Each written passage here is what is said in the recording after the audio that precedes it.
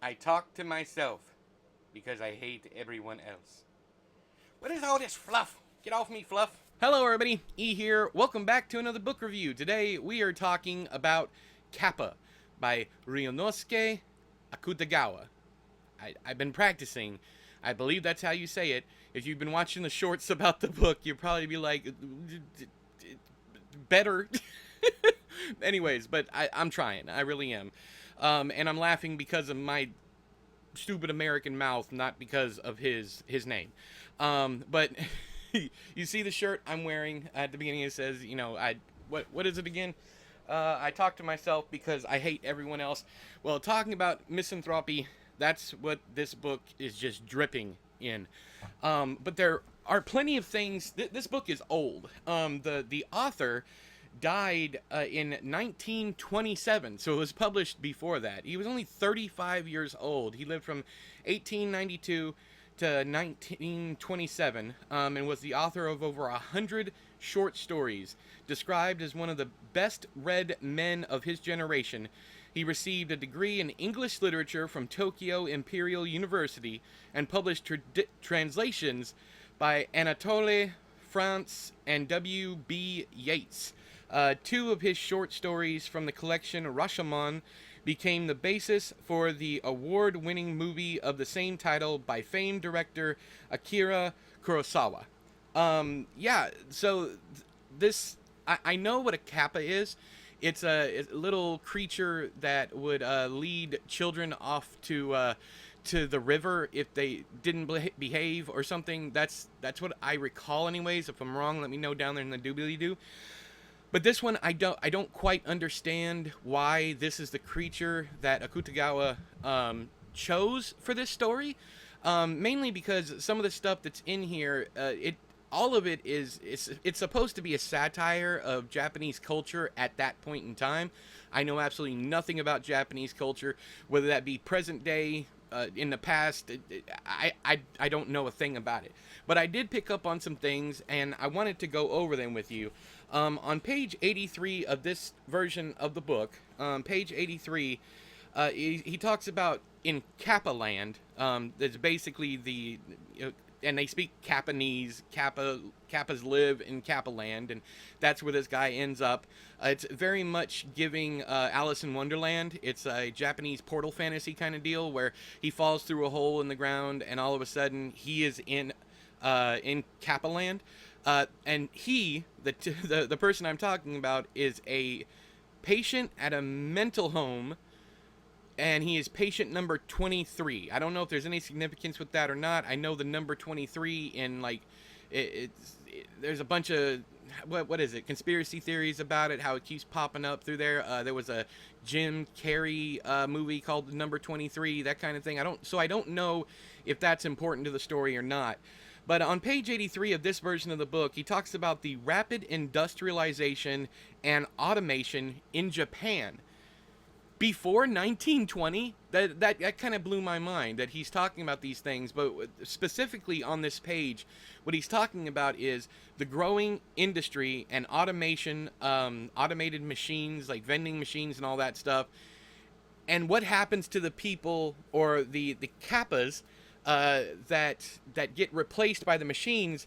They are then killed and eaten by other kappas. I thought that was a brilliant, absolutely fantastic allegory or metaphor for what's going on right now. People being replaced by machines and AI and all that stuff, and how the world keeps on churning and churning and churning, and people are benefiting from basically the destruction of other people. It was wild that he wrote about this 100 years ago. Next we have on page 101 of this version of the book, what I did is I made a note that said words of wisdom, and I wanted to read a couple of these for you. This is supposedly from Philosopher Mag, a character in the book who is a kappa. Their book, Words of the Fool. So even back then, peep this. The fool always believes that everyone but himself is a fool. The reason for our love of nature may well be not unconnected with the fact that nature neither detests or envies us.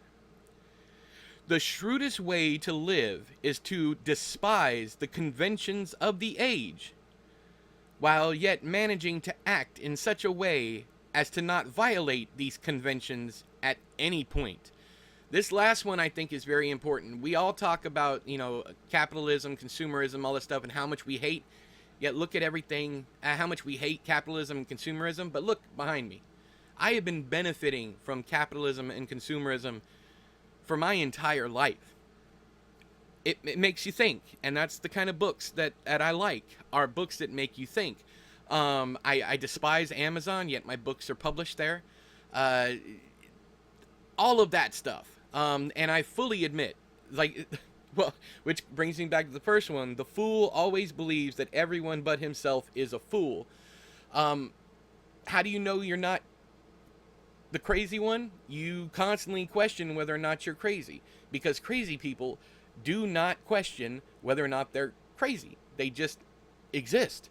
They just are. And I still can't believe this book with this wisdom. I can't believe that this book is 100 years old. I can't. The things we would take the greatest pride in are precisely the things we do not possess. I mean, come on. You want something all the more because you do not have it. That's what it's saying. This amazing, absolutely amazing. And then on 134, I have not looked up whether or not the Curious Case of Benjamin Button, when it was published, but I think this was the inspiration for it. There's a line in here. Then you clearly have not heard about me yet, have you? I do not know why fate dealt me this unkindness, but I had a whole head of white hair when I came from my mother's womb. Then I grew gradually younger, and now, as you see, I have turned into a child. But if you count up my years, reckoning from my being 60 when I was born, I am probably all of 115 or 116 years old. But he has the affect of a child. So I need to do some more research. I should have done all that, but I wanted to get all these ideas out before I forgot any of them. I really enjoyed this book. There are some things that I know that went right over my head.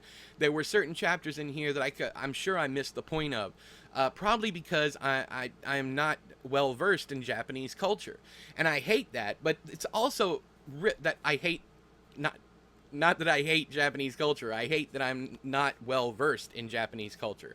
I've read numerous, looks like the Woman in the Dunes, autofiction, a bunch of famous Japanese literature, and I always feel like I'm missing the point. But these books are so short. This one, other than the 45-page introduction, is only 100 pages long. The whole thing's 145 pages, but like I said, 45 of the beginning of it is just the introduction. So I can always go back and just read it again. It's very, very simple, very easy to read. The translation is great as far as I'm concerned. I don't think anything got lost in translation, but then again, I don't know Japanese. So yeah, have you read KAPPA? If you have, let me know what you thought of it down there in the doobly-doo. If you're Japanese, I would especially love to hear from you about some of the things that I might not have caught, or if there's anything that I got wrong. You wouldn't know what I didn't catch, but I would love to hear from you if you enjoyed this book, if this is a piece of important literature where you live, that kind of thing. I would love to talk to you about that down there in the doobly-doo. But until next time, I have been E, you have been you. This has been another book review. I'll talk to you guys later. Bye-bye!